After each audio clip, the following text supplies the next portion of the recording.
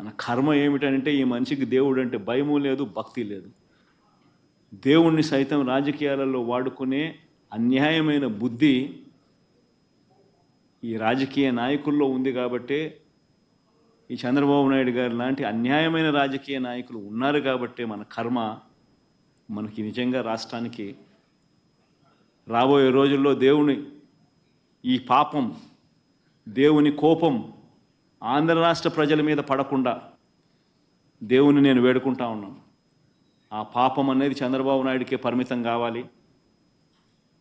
చంద్రబాబు నాయుడు అబద్ధాన్ని మోస్తా ఉన్న చంద్రబాబు నాయుడు గారి కూటమికి మాత్రమే పరిమితం కావాలి అని చెప్పి, చంద్రబాబు నాయుడు గారు అబద్ధాన్ని మోస్తా ఉన్నా, అబద్ధం అని తెలిసినా కూడా మోస్తా ఉన్నా ఆ నాయకులకే పరిమితం కావాలి అని నిజంగా దేవుణ్ణి అందరం ముక్కోవాలి, ముక్కుంటున్నాం కూడా.